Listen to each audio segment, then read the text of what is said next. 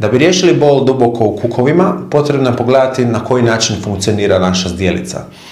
Nju možemo pomicati u raznim smjerovima, ali ne samo nju, već i kosti od kojih je ona sačinjena.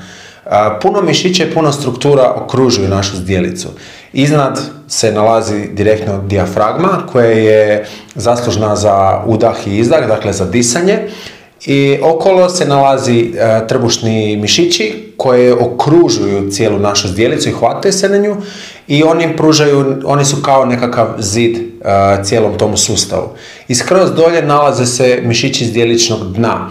Mišići zdjeličnog dna služe kao potpora cijelom tom našem sustavu i zapravo su zaslužni da organi ne propadnu skroz dolje. Kako pomičemo zdjelicu, tako se pomiču i ostale strukture i mišići. Neki se izdužuju, a neki se skraćuju.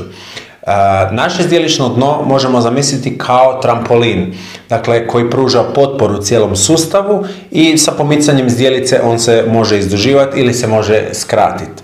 Kada se naša zdjelica nalazi u ovoj poziciji gdje je uski infrapubični kut, tada mišići naše zdjelice se izdužuju, to jest ekscentrično su orijentirani. A kada se zdjelica pomiče u suprotnu stranu, onda imamo širi infrasternalni kut, što znači da se naše zdjelično dno podiže prema gore i kontrahira, što će pružiti jaču potporu našem sustavu. Dakle, zdjelično dno se širi, to jest rasteže, zdjelično dno se zateže, to jest skuplja.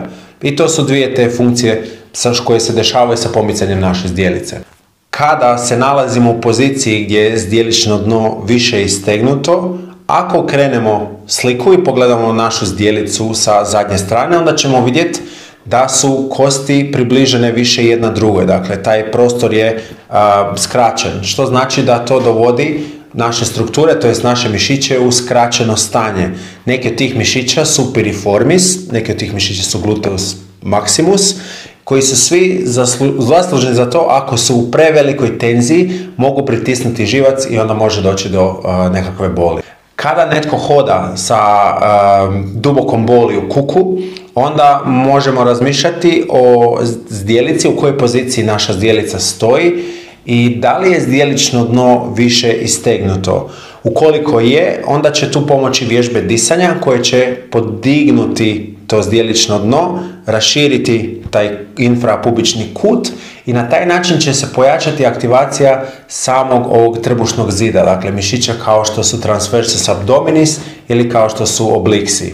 Dakle, sa našim disanjem možemo itekako utjecati na poziciju zdjelice, što će onda u konačnici rezultirati sa skidanjem tereta, to jest odmicanjem struktura sa ove strane iza i skinuti teret sa mišića kao što su piriformis ili gluteus maximus i dozvoliti nam da budemo bez boli.